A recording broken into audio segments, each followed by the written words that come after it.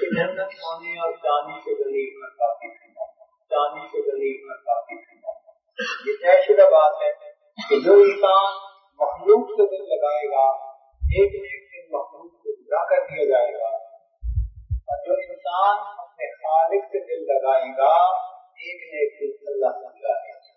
لیکن آخرت کی بلندیاں اور درجات پانے کے لیے دنیا میں انسان کو عمل کرنا ضروری ہے، محنت مشقت جاہدہ ضروری ہے۔ ہمارے مشائخ نے فرمایا کہ مجاہد انسان کو مشاہدہ ہے، یہ چکی ہے مومن کو پیچھے بڑھ پڑے، اس لیے دنیا کے بعد امتحان گاہ مختلف حالات میں اللہ تعالیٰ اپنے بندوں کو آزماتے ہیں، کسی کو دے کے آزماتے ہیں، کسی سے لے کے آزماتے ہیں، کسی کو صحت دے کر کسی کو بیماری دی، اور کل ایام اور یہ دن ہم انسانوں کے درمیان کے سوال ایک تغیر ہے زمانے ہر وقت تبدیلی آ رہی ہے۔ جو آج بچہ ہے وہ جوان ہوگا، ایک وقت آئے گا جوانی کی جس کی شکل سلطان جیسی ہوتی ہے بڑھاپے میں اسی کی شکل سواری ہے۔ جوانی میں مناموز میں سر سے لے کے بھاگتا ہے، بڑھاپے میں اس کو لاٹھی لگا رہا ہے۔ اللہ تعالیٰ یہ دیکھنا چاہتے ہیں کہ میرا بندہ مختلف حالات میں کیا میرے ہی در پر جمع رہتا ہے کہ میرے در کو چھوڑ کر کے اور ہوتا ہے۔ اس لیے فرمایا لقد خلقنا الانسان فی کبد، تحقیق ہم نے انسان کو مشقت کے لیے پیدا کیا، محنت کے لیے پیدا کیا۔ ہم سے پہلے والے بھی آزمائے، فرمایا وَلَنَبْلُوَنَّكُمْ بِشَيْءٍ مِّنَ الْخَوْفِ وَالْجُوعِ وَنَقْصٍ مِّنَ الْأَمْوَالِ وَالْأَنفُسِ وَالثَّمَرَاتِ، تو مختلف طرح سے اللہ رب العزت آزماتے ہیں۔ ارشاد فرمایا احسب الناس، کیا انسان یہ گمان کرتے ہیں ان یترکوا، انہیں چھوڑ دیا جائے گا ان یقولوا آمنا، اگر انہوں نے کہا کہ ہم ایمان لے آئے ہیں وهم لا یفتنون، کیا ان کو آزمایا نہیں جائے گا؟ وَلَقَدْ فَتَنَّا الَّذِينَ مِن قَبْلِهِمْ، تحقیق ہم نے ان سے پہلے والوں کو بھی آزمایا۔ فَلَيَعْلَمَنَّ اللَّهُ الَّذِينَ صَدَقُوا وَلَيَعْلَمَنَّ الْكَاذِبِينَ، اللہ رب العزت ضرور بھی ضرور سچے اور جھوٹے کے درمیان فرق کر کے رہے گا، تو آزما کے رہے گا۔ ہم اگر کوئی برتن لینے جائیں نا کرا کے تو دھوپ بجا کے دیکھتے ہیں کچا ہے یا پکا، اللہ رب العزت کسی طرح بندے کو اس لیے بھی ٹھوک بجا لیتے کچا ہے یا پکا، مختلف حالات کے، اور یہ چکی ہر ایک کو پیسنی پڑتی، انداز مختلف ہوتے ہیں۔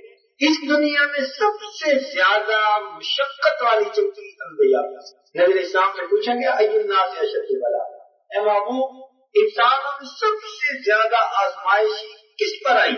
فرمایا الانبیاء، انبیاء، کیونکہ آخرت میں ان کے درجے بڑے ہونے تھے، آزمائش میں بڑے، ثم الامثل فالامثل، پھر جس کی زندگی انبیاء کے مشابہ ہوئی ان پر، پھر جن کی ان کے مشابہ ہوئی ان پر آتی، اور انبیاء کرام کے بعد یہ مشقتیں پھر ان کے صحبت یافتہ لوگوں پر زیادہ آئی، صحابہ پر سب سے زیادہ نبی اسلام کے صحابہ پر آئی، اور اس سے کم دوسرے انبیاء کے صحابہ پر آئی۔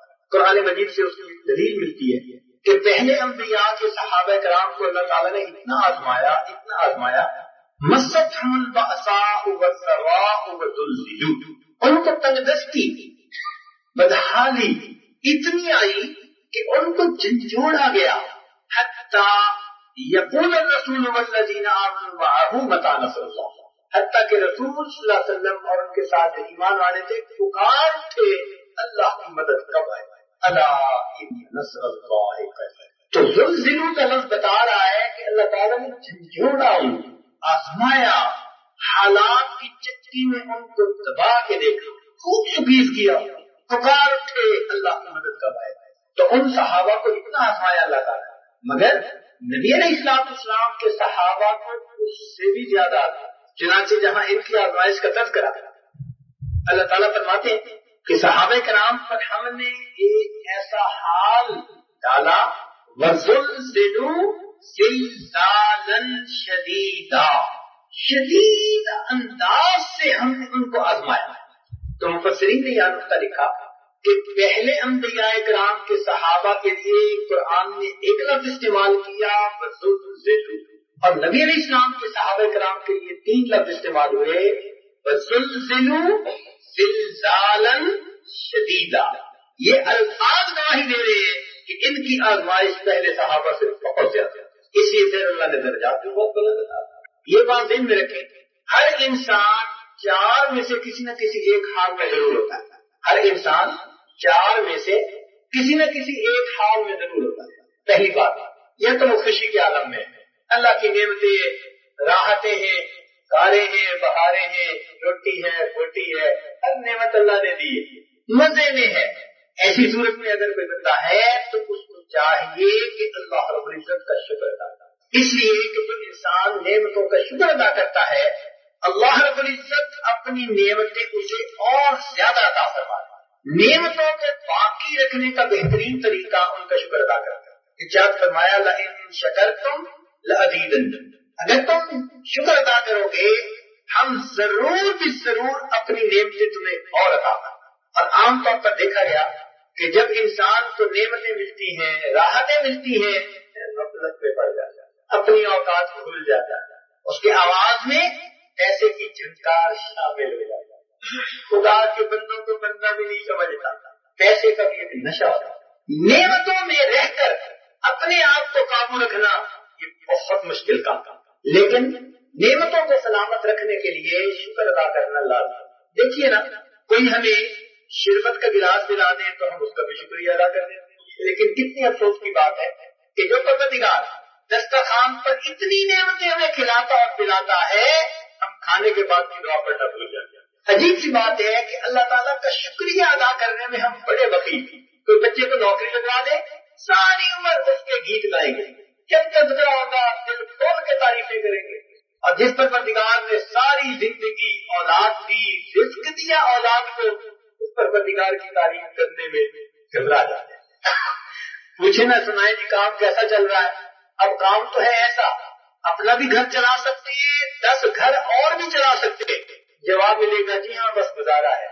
کتنی نا انصافی ہے، کتنی نا شکری ہے، دینے والے نے اتنا دیا اور ہم منہ بنا کے کہتے ہیں گزارا ہے۔ اللہ تعالیٰ کو پھر ایسی بات کے اوپر غصہ آتا، حق بنتا تھا کہ ہم کہتے میں اللہ کا قربان جاؤں، میرے مالک نے مجھے میری اوقات سے بڑھ کے عطا کیا، میں تو ساری زندگی سر سجدے میں ڈال کے پڑا رہوں، میں اپنے مالک کا پھر بھی شکر ادا نہیں کر سکتا۔ کیوں ہم دل کھول کے تعریف نہیں کرتے پروردگار کی، جس پروردگار نے نعمتیں دی؟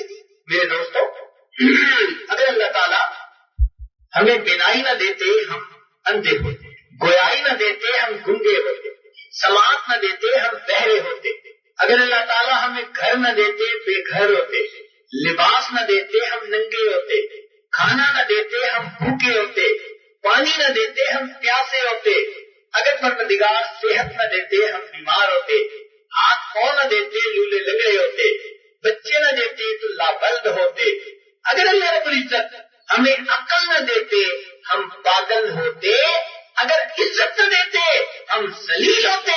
یہ جو عزتوں بھری زندگی گزارتے ہیں یہ سب اس مولا کے احسانات ہیں، کیوں نہ اس مالک کا شکر ادا کرے؟ حق بنتا ہے۔ گھر کو دیکھیں الحمدللہ، بیوی پہ نظر پڑے الحمدللہ، بچوں پہ نظر پڑے الحمدللہ، ہر چیز کو دیکھیں جو اللہ کی نعمت کے پروردگار نے دی، الحمدللہ اللہ کا شکر ادا کیا۔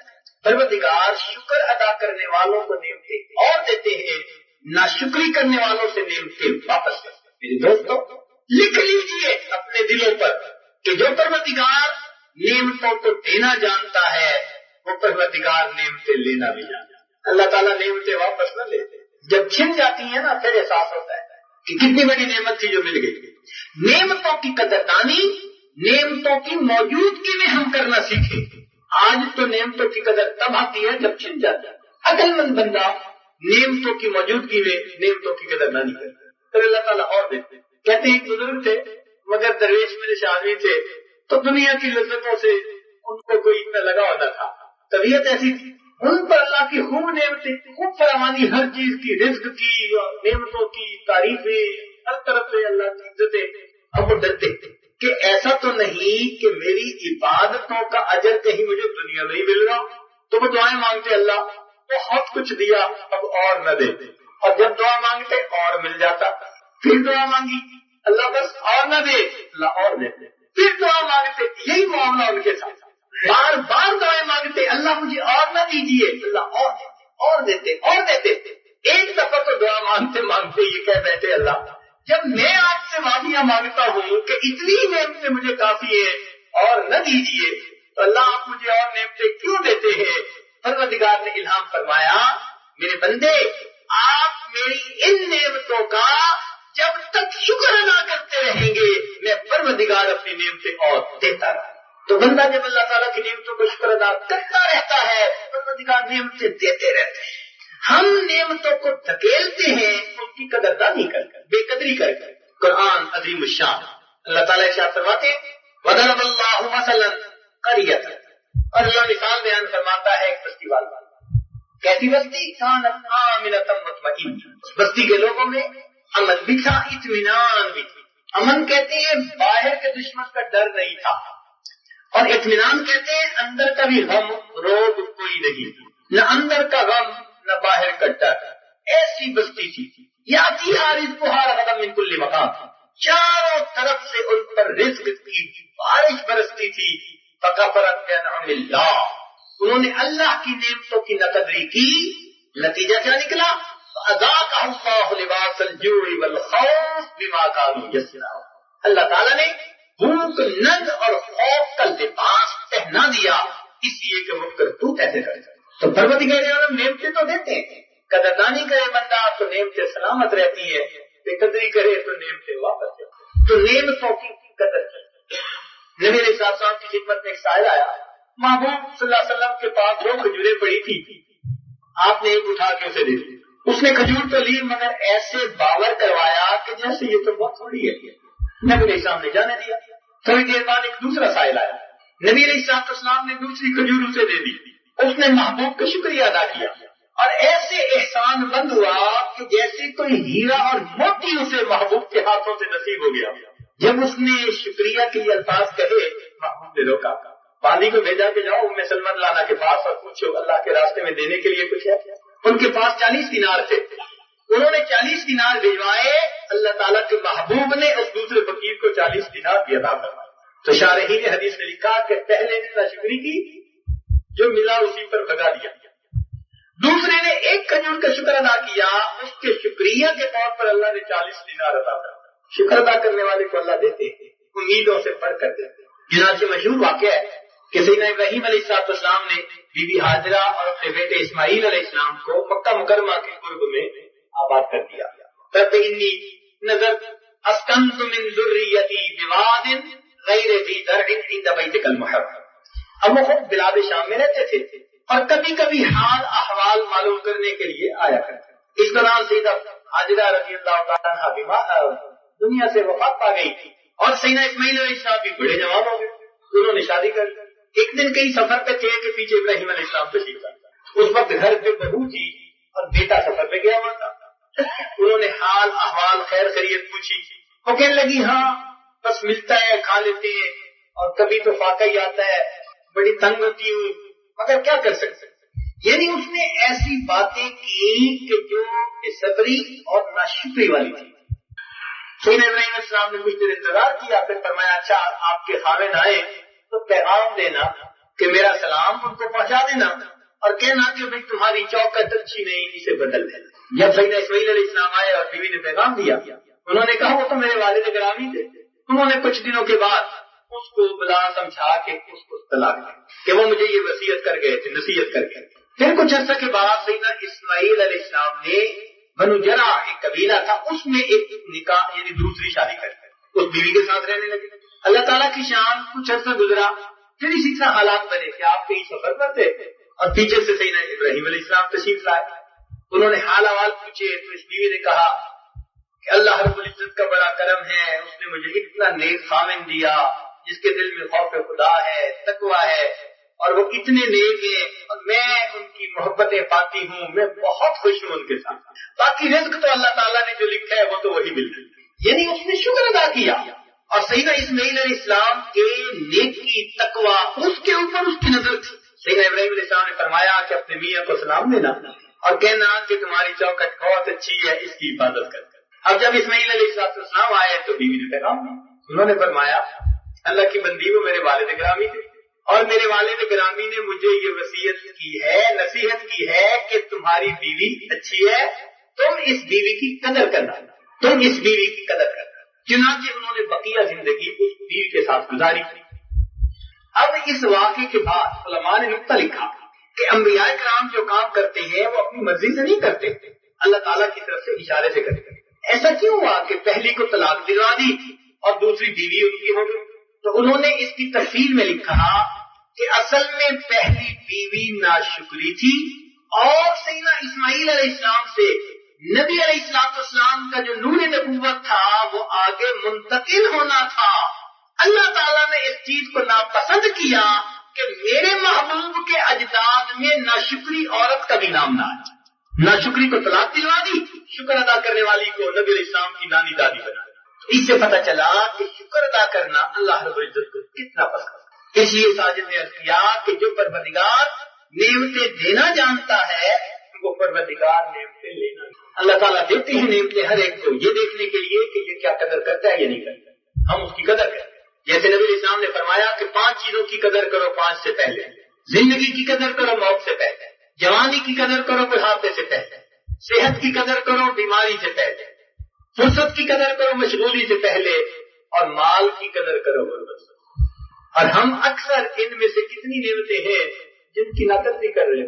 تو اگر انسان خوشی کے عالم میں ہے تو اس کو چاہیے کہ اپنے پروردگار کا شکر ادا کرے. جتنا زیادہ شکر ادا کرے گا اتنا اللہ تعالیٰ اس کو اپنی نعمتیں اور زیادہ عطا فرمائے. تو نعمتوں کو سلامت رکھنے کا بہترین طریقہ اللہ رب العزت کا خوب شکر ادا کرنا. شکر کہتے کس کو ہیں؟ علماء نے لکھا کہ شکر کے 3 مفہوم ہیں. پہلا کہ اگر کوئی احسان کرے تو اس محسن کی تعریف کرنا، نمبر 1. نمبر 2 وہ محسن اگر کسی کام کو کرنے کا حکم دے اس کی بات کو مان لینا. اور نمبر 3 کہ اگر وہ محسن کسی چیز سے منع کرے تو اس کی نافرمانی کرتے ہوئے شرمانا. یہ تینوں باتیں شکر میں شامل ہیں. زبان سے تعریف کرنا، اس کی اطاعت کرنا اور نافرمانی سے شرمانا، یہ شکر ہے.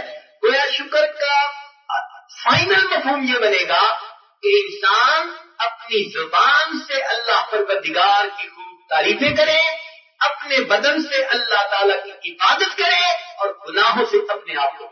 ایسی زندگی جس کی ہوگی یہ کامل شکر ادا کرنے والا. اس لیے فرمایا رب اوزعنی ان اشکر نعمتک التی انعمت علی وعلی والدی. کیسے؟ ان اعمل صالحا. دیکھا نیک عمل کرنا یہ شکر میں شامل. تاہم زبان سے الحمدللہ کسی نعمت کو دیکھ کے جس نے کہہ دیا، علماء نے لکھا کہ اس نے شکر کا ایک درجہ لا کر تو بھائی ٹھنڈا مشروب پی کے الحمدللہ کہہ لیا کرے، گرم کھانا کھائیں الحمدللہ کہہ لیا کرے.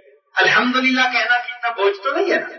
اور آپ دیکھیں گے کہ ہماری زندگی میں بالخصوص اس لفظ کا آج کل کہنا جو بہت کم ہے، زیادہ ہونا چاہیے. ہم تو ہر وقت ہی الحمدللہ الحمدللہ کہتے رہا، بات بات پہ الحمدللہ الحمدللہ.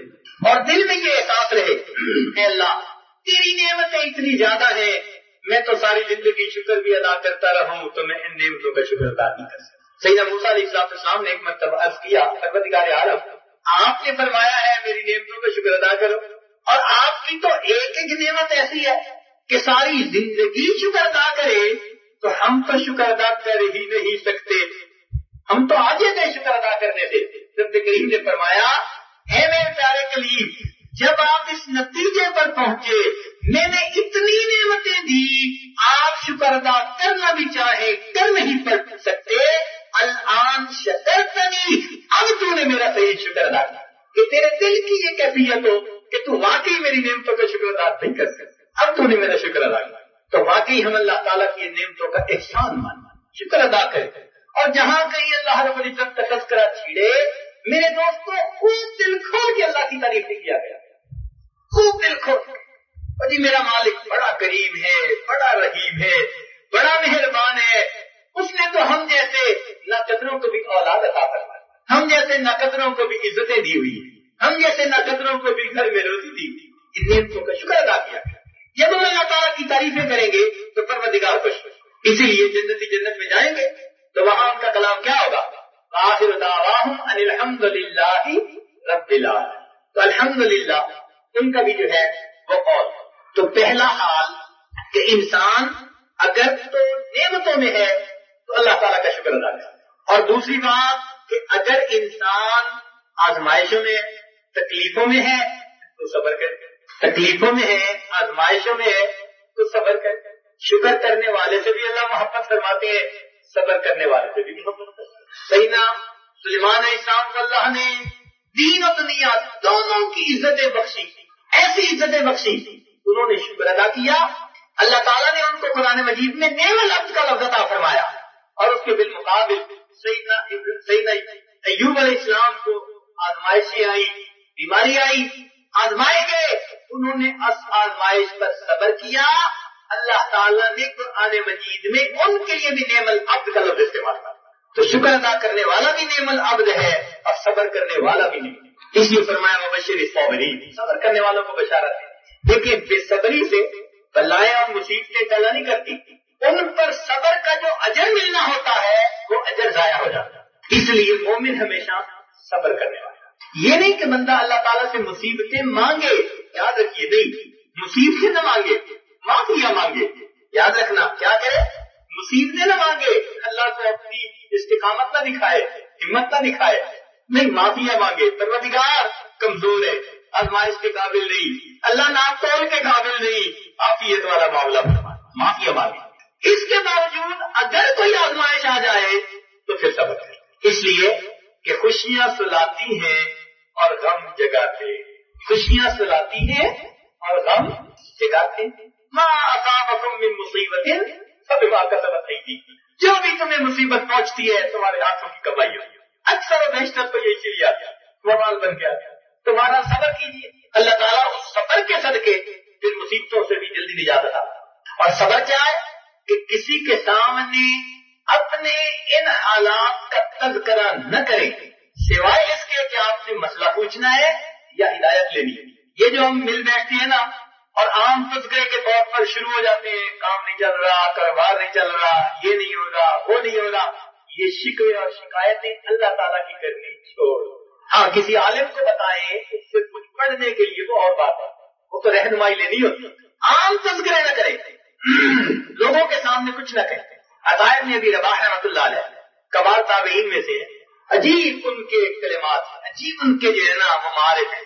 فرماتے ہیں کہ ایک مرتبہ اللہ رب العزت نے الہام فرمایا، عطا میرے بندوں سے کہہ دو کہ ان کو رزق میں ذرا سی کمی کوتاہی ہوتی ہے تو یہ فوراً لوگوں میں بیٹھ کر، دوستوں کے مجمع میں بیٹھ کر میرے شکوے شروع کر دیتے ہیں، جبکہ ان کے نام اعمال گناہوں سے بھرے ہوئے میرے پاس آتے ہیں، میں فرشتوں میں کبھی ان کے شکوے سے نہیں کیا ہے۔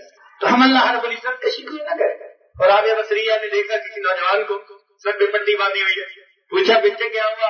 ماں بس پہلے تو کبھی نہیں ہوا، آج پہلی دفعہ بہت سخت درد ہوا ہے، پٹی باندھی۔ مان لگے بچے عمر کتنی ہے؟ 30 سال۔ فرمانے لگی کہ 30 سال تجھے سر درد نہ ہوا، شوگر کی پٹی تو نہ باندھی، آج سر درد ہوا تو شکوے کی پٹی فوراً باندھ لی، اور حالت تمہاری ایسی ہے۔ ذرا سی بات میں شکوے ضرور کر لیتے ہیں اللہ کا، تو ہم شکوے نہ کریں اللہ کا۔ ہاں اگر اس مصیبت پریشانی کے بارے میں کہنا ہے، تنہائیوں میں 2 رکعت نفل پڑھ کر اپنے رب کے سامنے فریاد، اپنے رب کے سامنے فریاد، پھر دیکھیے کوئی مصیبتوں کو کیسے ہٹا دیتا ہے۔ اللہ تعالیٰ کبھی کبھی بندے کو دیکھنا چاہتی ہے، مصیبت پڑنے میں کرتا کیا ہے، کبھی کبھی بندے کا دل ٹوٹتا ہے نا جب، تو اللہ تعالیٰ کی زیادہ رحمت ہے۔ پنجابی زبان میں کسی نے کہا، صاحب دل نے، سکھ دکھا تو دیواں وار دکھا آن ملائم یار، کہ میں سکھوں کو دکھوں پہ قربان کر دوں، ان دکھوں نے مجھے میرے یار سے ملا دیا۔ اور اگر آپ غور کریں تو ہماری زندگی کا بیشتر حصہ آسانیوں میں گزرتا ہے، تکلیفیں تو کبھی کبھی ہوتی ہیں، اکثر حصہ صحت میں گزرتا ہے، بیماریاں تو کبھی کبھی ہوتی ہیں۔ لطف سجن دم بدم کہرے سجن گاہ گاہ، لطف سجن دم بدم کہرے سجن گاہ گاہ، یہ بھی سجن واہ واہ، وہ بھی سجن واہ واہ۔ اللہ رب العزت کا لطف ہمیشہ ہر وقت ہے، اور اس کا قہر کبھی کبھی۔ اللہ والے کیسے ہوتے ہیں؟ فرماتے ہیں مالک ہم اس حال میں بھی آپ سے راضی ہیں، ہم اس حال میں بھی آپ، نہ تو ہجر ہے اچھا نہ وصال اچھا ہے، نہ تو ہجر ہے اچھا نہ وصال اچھا ہے، یار جس حال میں رکھے وہی حال اچھا ہے۔ اللہ والوں کی تو یہ کیفیت ہے۔ تاہم ہم کمزور ہیں، ہم اللہ تعالیٰ سے خوشیاں مانگے، نعمتیں مانگے اور آزمائشوں سے بچیں۔ مالک ہم اس قابل ہیں، معافیاں مانگے، لیکن اگر پریشانیاں آ جائیں تو صبر کریں تاکہ اس کے اجر سے محروم نہ ہو۔ آپ نے دیکھا ہوگا، گھر میں تجربہ بھی کیا ہوگا، آپ کبھی بچے کو ڈانٹ ڈپٹ کر لیں یا وہ بچہ روئے ڈانٹ ڈپٹ کی وجہ سے، تھوڑی دیر کے بعد آپ اس سے ساتھ دوسروں کی نسبت زیادہ محبت کرتے ہیں، کچھ چیز لے کے دے دیتے ہیں اس کا دل بہلانے کے لیے۔ میں نے ذرا اس کو جھڑک دیا تھا، بچہ رویا تھا تو میں نے اب اس کو یہ چیز لے دی دل پہ۔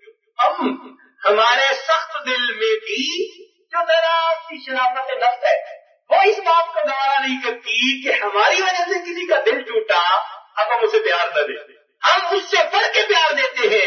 اگر پروردگار کی طرف سے آزمائش آئے اور وہ بندہ اس پر صبر کرے، اللہ کو بھی اس بندے سے پیار آتا، پھر اللہ رب العزت کی اس کی امیدوں سے بڑھ کر اسے اجر عطا کرتا۔ اس لیے مشائخ نے لکھا کہ خوشیوں میں سالک کی ترقی اتنی زیادہ نہیں ہوتی جتنی کہ غم کی حالت میں اس کی ترقی ہوتی ہے، بہت جلدی ترقی ہوتی ہے جب دل ٹوٹتا ہے۔ دیکھیں نبی علیہ السلام کو معراج کب نصیب ہوا؟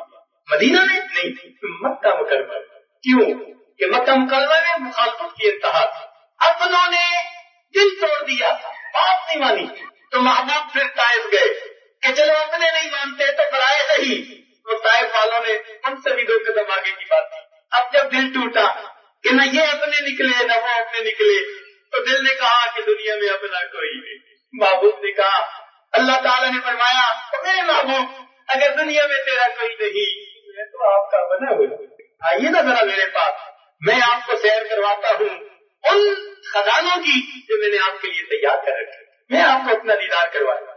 اس لیے طائف کے سفر سے واپس لوٹنے پر نبی علیہ السلام کو معراج نصیب۔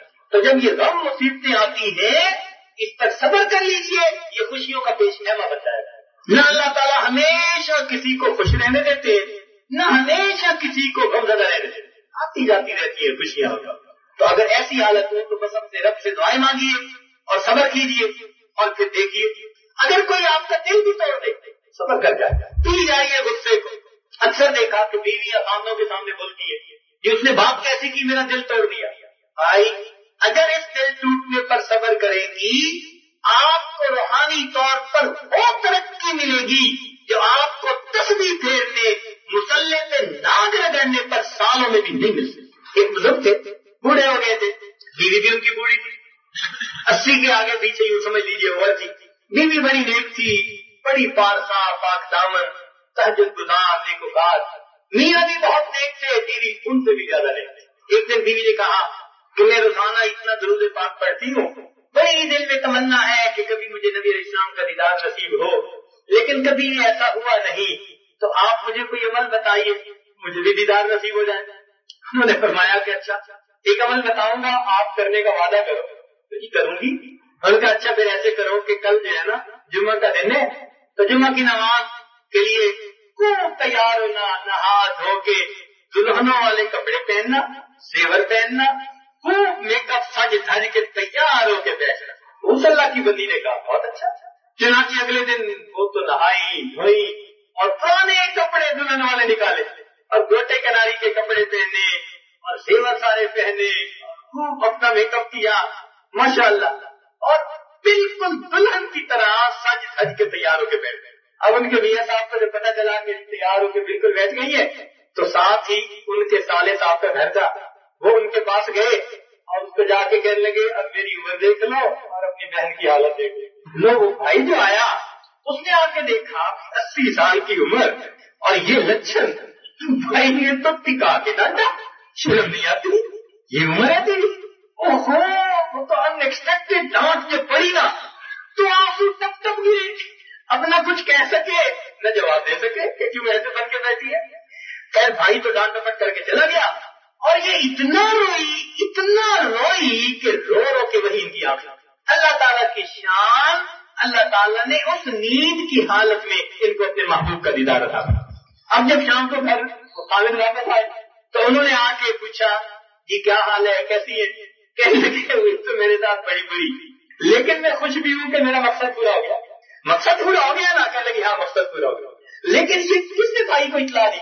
لیکن میں نے بتایا جی آپ ہی نے تو کہا تھا تیار ہو کے بیٹھنا اور آپ ہی نے بھائی کو بتا دیا. وہ کہنے لگے اللہ کی بندی میں نے آپ کو ساری زندگی بڑے پیار محبت سے رکھا. قرآن میں اللہ تعالیٰ نے فرمایا وَعَاشِرُوهُنَّ بِالْمَعْرُوفِ اپنی بیویوں کے ساتھ بڑے اچھے انداز کی زندگی گزارو. میں نے ہمیشہ دل میں سوچا کہ جب میرے پروردگار نے سفارش کی ہے تو میں اس کو کیوں نہ مانوں.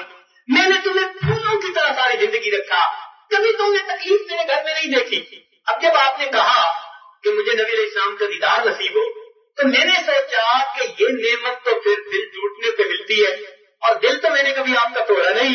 اب کیا صورت ہو کہ میں نے اس کے لیے یہ ہیلا بنایا تھا, آپ کو کہا تیار ہو جانا, بھائی کو بھیج دیا, تھوڑی نان ٹپٹ ہو گئی, دل ٹوٹا.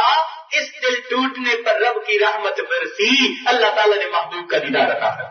تو یاد رکھیے جب بھی دل ٹوٹتا ہے کسی سے بھی, جو بندہ اس وقت صبر کر لیتا ہے وہ اللہ تعالیٰ کی بڑی نعمتیں پا لیتا ہے. کاش کہ ہم اس اجر سے واقف ہو جاتے اور ہم تو بے صبری سے اس اجر کو گنوا دیتے. خاوند نے بات کر دی تو بیوی آگے سے چپ نہیں ہوتی اور بیوی نے کوئی بول دیا تو خاوند کا ہاتھ نہیں ہوتی.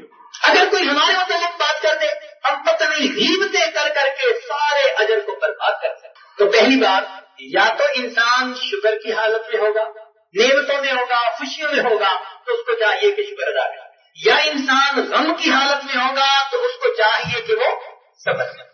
شکر ادا کرنے والا بھی جنتی اور صبر کرنے والا بھی.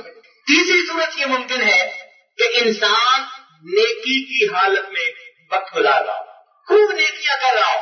اگر یہ کیفیت ہے تو اس کو چاہیے کہ وہ اللہ تعالیٰ سے ان نیکیوں کی قبولیت کی دعا مانگے. نیکی کر لینا ہی کافی نہیں جب تک کہ اللہ تعالیٰ کے قبول نہ ہو جائے. تو اس لیے اگر کوئی بندہ نیکوکاری پر زندگی گزار رہا ہے, دین کی خدمت کر رہا ہے, دین کا کام کر رہا ہے, نیکی کے کام کر رہا ہے, اچھی زندگی گزار رہا ہے, اب اس کو چاہیے کہ اللہ تعالیٰ سے ہمیشہ اس کی قبولیت مانگے. یاد رکھنا ایک لفظ ہے قابلیت اور ایک لفظ ہے قبولیت. عقل مند ہو, دانا ہو, معاملہ فقی ہو, اندر اس کی بڑی جرأت ہو, استقامت ہو, اچھے اخلاق والا ہو, بڑے علم والا ہو, یہ تمام باتیں قابلیت کہلاتی ہیں. اور قبولیت یہ ہوتی ہے کہ پروردگار کو پسند بھی آ جائے. اب یہ پسند کا معاملہ کچھ اور ہے. کتنی عورتیں خوبصورت ہوتی ہیں, خاوند پسند نہیں کرتے. کتنی عورتیں شکل کی اچھی نہیں ہوتی, خاوند پوری زندگی محبتوں سے رکھتے. تو خاوند کی محبت کا تعلق قبولیت کے ساتھ. یہ اور بات ہے, بعض جگہ قابلیت بھی ہوتی ہے, قبولیت بھی ہوتی ہے, لیکن اصل چیز قابلیت نہیں قبولیت ہے. دیکھیے شیطان میں کتنی قابلیت ہے. حضرت ثانی رحمۃ اللہ نے لکھا کہ شیطان عالم تھا, عابد تھا, عارف تھا. شیطان عالم تھا, عابد تھا, عارف تھا. کتنی قابلیت تھی مگر اللہ کے ہاں قبول نہ ہوا, اللہ تعالیٰ نے مردود کر دیا. اب اس کی قابلیت کس کام تھی؟ اچھا دیکھیے فرعون کتنا قابل تھا.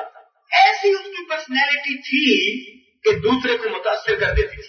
قرآن نے فرمایا فخرج علی قومہ فی دین اللہ. دیکھا کیسا پن ٹھن کے اپنی قوم کے سامنے آیا تھا اور اس نے پھر ایسی تقریر کی, کہتے ہیں هذه الانہار تجری من تحتی. دیکھا ام انا خیر هذا الذی هو مبین هو مہین ولا یکاد یبین. دیکھیے اپنی قابلیت کی باتیں کرتا ہے. علماء نے لکھا ہے کہ 100 سال کی تقریباً عمر تھی اور 100 سال میں اس کو کبھی سر درد بھی نہیں ہوئی. ایسا روح تھا اس کا کہ اس نے بنی اسرائیل کے معصوم بچوں کو ذبح کروایا, کوئی آواز اٹھانے والا بھی نہیں. ایسی اسٹیبلش گورنمنٹ, کیا قابلیت تھی, کیا سب باتیں تھی, مگر نتیجہ کیا نکلا؟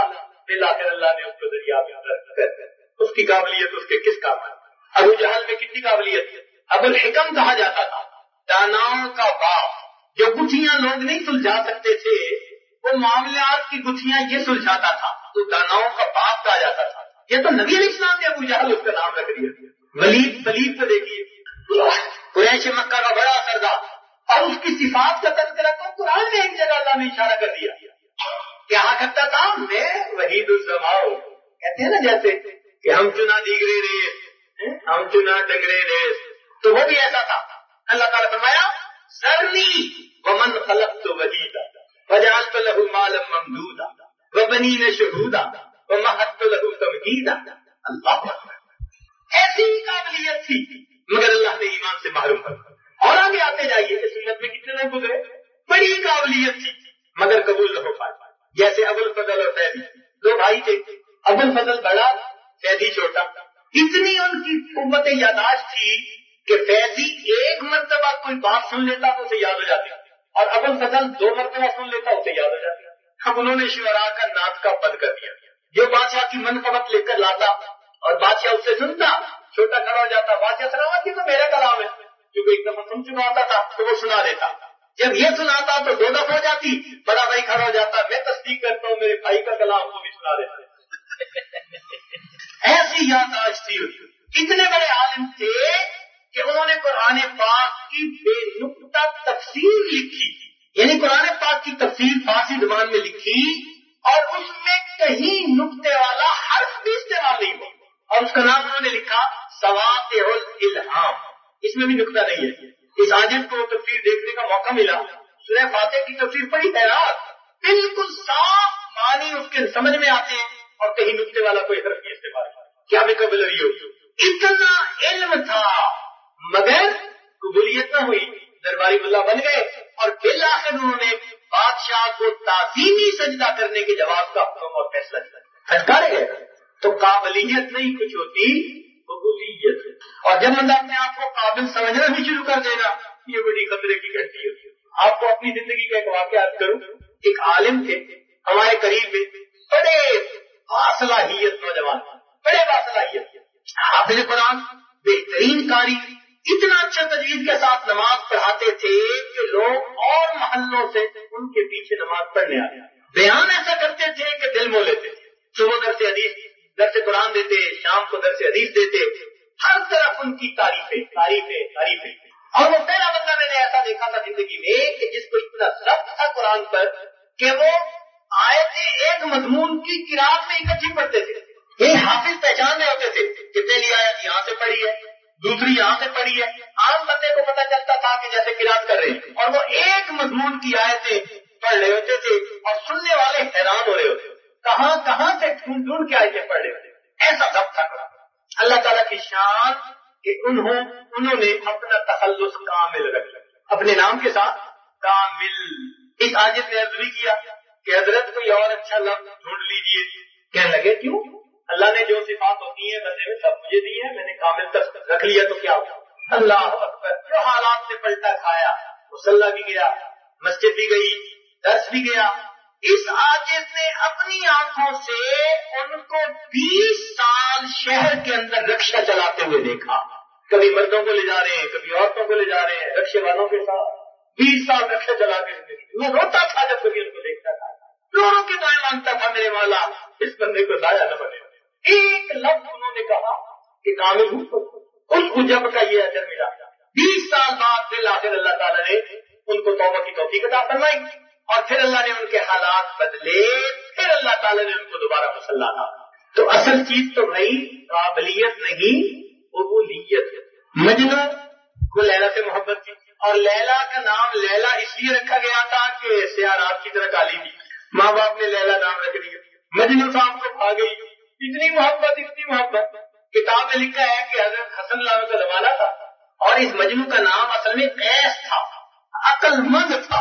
تو کئی رستے میں حضرت حسن اللہ سے ملاقات ہو گئی, تو آپس میں بات چیت ہوئی, تو انہوں نے کہا کہ اچھا ہوا نا, دیکھو میں نے خلافت جو ہے وہ سیدنا امیر معاویہ کو حوالے کر دی ہے, اور میں نے ان سے سلو کر لی ہے, ان کو سجدی ہے, چلو خلافت کا کام وہی سنبھال. یہ آگے سے چپ کھڑا. چپ کیوں ہو بھائی, بتاتے کچھ نہیں. کہنے لگا جی میرے حساب سے تو یہ حکومت لیلا کو سجدی. انہوں نے فرمایا انت مجنون, تو مجنون ہے. اس وقت سے اس کا نام مجنون پڑ گیا. ایسی محبت. اس کے والد نے کہا بھائی تیرے قصے کہانیاں اتنے پھیل گئے, ہماری تو پبلک انسلٹ ہو گئی, چل میں چلے جاتا ہوں بیت اللہ شریف, چل جا کے توبہ کر. یہ وہاں پہنچ گیا والد کے پکڑ کے لے جانے پر, اور وہاں جا کر دعا مانگتا ہے الہی تبت من کل المعاصی ولکن حب لیلا لا اتوب. اللہ سب گناہوں سے توبہ کرتا ہے, لیلا کی محبت سے توبہ. ایسا تھا اللہ کی شان. کہتے ہیں کہ ایک علاقے کا کوئی بڑا تھا, اس کے دل میں پیدا ہوا بھائی اتنی جو محبت ہے مجنو کو اس سے, تو ذرا لیلا کو تو دیکھیں کہ وہ کیا شے ہے. مولانا روم رحمۃ اللہ علیہ لکھتے ہیں کہ اس نے اسے بلایا, دیکھا کہ کالی, دیکھنے کو دل نہ کرے, ایسی شکل اس کی. تو اس نے کہا از دیگر خوبات و افدو نیستی لیلا تو دوسری محبوباؤں سے اچھی تو کوئی نہیں ہے. از دیگر خوباں تو افدو نیستی گفت خاموش کیوں تو مجنون نیست. اس نے کہا خاموش ہو جا اس لیے کہ تیرے پاس مجنوں کی نگاہ ہے. اگر تم مجنوں کی نگاہ سے دیکھا تو مجھے تو دنیا میں میرے جیسا آدمی مجھے نہ کرے. تو کیا معلوم ہوا کہ قابلیت نہیں اصل چیز کیا قبولیت. ہمارے یہاں کہتے ہیں وہی سہاگن جسے دیا جائے. اب وہ جیسی بھی ہو ان پڑھ ہے پڑھی لکھی ہے شکل جیسی بھی ہے اگر میاں کو پیاری ہے تو بس وہی سہاگن. تو قابلیت ہی اصل نہیں کیا چیز ہوتی ہے قبولیت.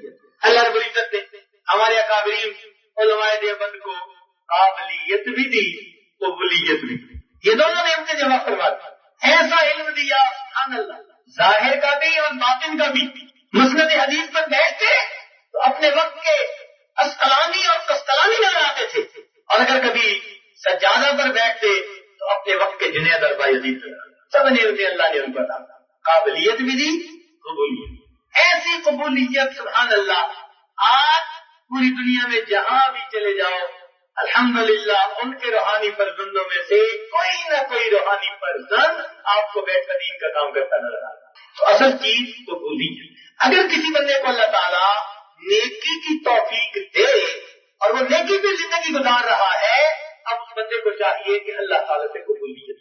کہتے ہیں کہ دلہن کو اس کی سہیلیاں تیار کر رہی تھی جب انہوں نے زیور پہنائے اور میک اپ کیا ایک نے تعریف کر دی کہ تجھے تو یہ بھی بہت سج رہا ہے اور یہ بھی سج رہا ہے اور بڑی اچھی لگ رہی ہے. اس کی آنکھوں میں سے آنسو آ تو دوسری نے پوچھا کہ کیوں رو رہی ہو پریشانی تو نہیں ہے. اس نے کہا نہیں بس اس نے میری تعریف کی تو بس رونا آ گیا. اس نے کہا تعریف سے تو کوئی نہیں رہتا. انہوں نے کہا نہیں مجھے یہ خیال آیا کہ یہ تو میرے حسن و جمال کی اتنی تعریفیں کر رہی ہے جس خاوند کی خاطر مجھے دلہن بنایا جا رہا ہے اگر میں اس کے ہاں گئی اور مجھے پسند نہ آئی تو اس کی تعریف سے میرے کس کام آئی. اصل تو یہ ہے کہ میں اپنے میاں کو پسند آ جاؤں.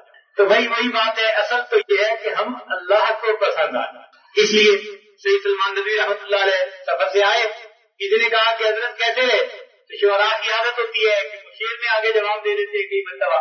تو شعر میں فرمانے لگے میاں یہاں ایسے رہے کہ ویسے رہے یہاں ایسے رہے کہ ویسے رہے دیکھنا ہے کہ وہاں کیسے رہے. اصل چیز تو یہ ہے نا کہ قیامت کے دن کیا ہو. اگر قیامت کے دن اللہ رب العزت نے قبول فرما لیا تو میرے دوستو دنیا میں حاسدوں کا حسد ہمیں کچھ نقصان نہیں ہے. اور اگر قیامت کے دن اللہ رب العزت نے رد فرما دیا تو دنیا کے تعریف کرنے والوں کی تعریف ہمارے کچھ کا. اس لیے نگاہ قبولیت پر. اس لیے ہمارے اکابر ساری رات عبادت کرتے تھے اور صبح کے وقت اللہ تعالیٰ سے رو رو کر اس کی قبولیت میرے مولا بس قبول فرما رویا کرتے تھے اللہ قبول فرما. سیدنا ابراہیم علیہ السلام کے واقعے سے بھی ثابت ہوتا ہے. دیکھیے انہوں نے اللہ کا گھر بنایا تو پہلا کام کیا کیا وَإِذْ يَرْفَعُ إِبْرَاهِيمُ الْقَوَاعِدَ مِنَ الْبَيْتِ وَإِسْمَاعِيلُ. آگے کیا ہے ربنا تقبل. یہ اصل چیز ہوتی ہے ربنا تقبل ربنا تقبل. ہر وقت یہ ہم لگاؤ ربنا تقبل. کوئی بھی نیک عمل کرے خیر کا کام کرے بھلائی کرے اچھائی کرے اور اللہ رب العزت سے قبول ربنا تقبل. اور یہ قبولیت متقی لوگوں کو نصیب ہوتی ہے. اس لیے فرمایا انما یتقبل اللہ من المتقین. اللہ تعالیٰ متقیوں ہی کے عملوں کو قبول. تو پہلی حالت کہ یا تو انسان خوشی کے عالم میں ہے تو اللہ رب العزت کا شکر ادا کرے. دوسری صورت کہ انسان غم کی حالت میں ہے اللہ تعالیٰ کے سامنے صبر. تیسرا حال کہ یا تو انسان نیکی کے عالم میں ہے اللہ تعالیٰ سے قبولیت مانگے. اور چوتھی چیز کہ اگر گناہوں میں ملوث ہو کر زندگی گزار رہا ہے تو پروردگار سے معافی. اگر گناہوں والی زندگی گزار رہا ہے تو اللہ تعالیٰ سے جب تک گناہوں کی معافی نہیں مانگیں گے تب تک کام نہیں چلے گا. ان گناہ انسان کو شرمندہ ہونا پڑے گا یا تو دنیا میں یا پھر آخرت. جو دنیا میں گناہوں پہ شرمندہ نہیں ہوگا نا پھر آخرت میں شرمندگی اٹھانی پڑے گی. قرآن عظیم الشان اللہ تعالیٰ فرماتے ہیں وَلَوْ تَرَىٰ إِذِ الْمُجْرِمُونَ نَاكِسُو رُءُوسِهِمْ عِندَ رَبِّهِمْ. اللہ دیکھا کبھی آپ دیکھیں اس منظر کو جب کہ مجرم کھڑے ہوں گے اپنے رب کے سامنے نظروں کو جھکائے ہوئے آنکھیں اونچی نہیں کر سکیں گے نہ کسو رؤوسہم عند ربہم، وہاں ندامت اختیار کرنی پڑے.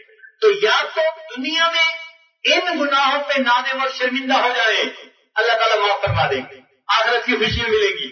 اور اگر دنیا میں نادم نہ ہوئے تو پھر آخرت میں تو ندامت اٹھانی، اور آخرت کی ندامت کا علاج پھر کوئی نہیں. اس لیے بہتر ہے کہ اگر ہم دنیا میں گناہ کر بیٹھے یا کر رہے ہیں تو میرے دوستوں ہم اپنے پروردگار سے سلو کر لیں اور اس کی نافرمانی کرنا چھوڑ. کب تک گناہ کریں گے؟ کب تک اللہ تعالیٰ سے دور بھاگیں گے؟ آج وقت ہے ہم اپنے گناہوں کی سچی معافی مانگ لیں. پروردگار بڑے قریب، بڑے رحیم ہے. کتنی عجیب اس کی شان ہے کہ پروردگار توبہ کے دروازے کو بند نہیں ہونے دیتے. علماء نے لکھا لا تأخذہ سنۃ ولا نوم، نہ اس کو اونگ آتی ہے نہ نیند آتی ہے. کیوں؟ اس لیے ایسا نہ ہو کہ کوئی بندہ توبہ کرنے کے لیے اس کے دروازے پر پہنچے اور پروردگار کو نیند اور نیند ہو تو پھر توبہ والے کی توبہ کون کرے؟ اس لیے وہ پاک ہے نیند سے بھی اور اونگ سے. دن ہو یا رات، زندگی کے کسی وقت میں کوئی بندہ اللہ تعالیٰ کے در پر آ جائے، اللہ تعالیٰ کی شان دیکھیے، اللہ تعالیٰ اس بندے کو تانا نہیں. حیران ہوتے ہیں ایک بندہ جس نے 100 سال کفر میں گزارے، اب 100 سال کے بعد کوئی اس کا بنا نہیں رہا، نہ اسے کھانا ملتا ہے نہ پینا ملتا ہے، ٹھوکریں کھاتا ہے.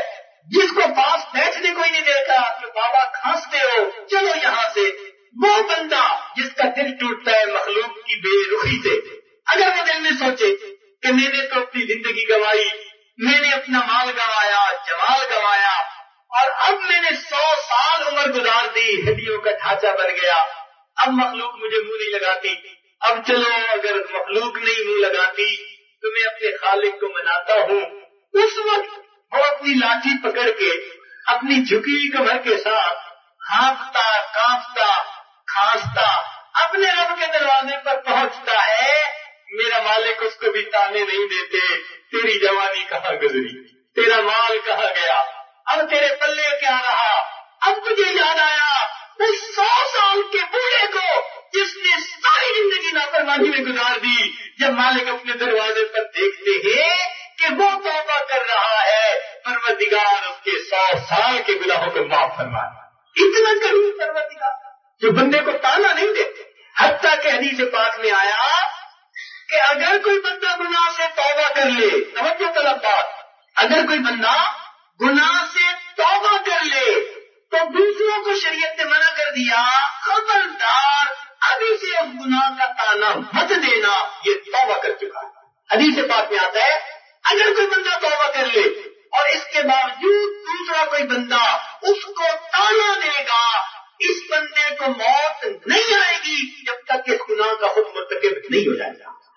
کتنا اکرام ہے پروردگار کی طرف سے، نہ خود تانا دیتے ہیں نہ توبہ کرنے والے کے تانے کو برداشت کرتے. اتنا قریب پروردگار، بڑا رحیم ہے، بڑا قریب. اس لیے کہتے ہیں بت پرست تھا تو کسی مشکل میں گرفتار تھا تو ساری رات بت کے نام کی تسبیح پڑھتا رہا، یا صنم یا صنم یا صنم.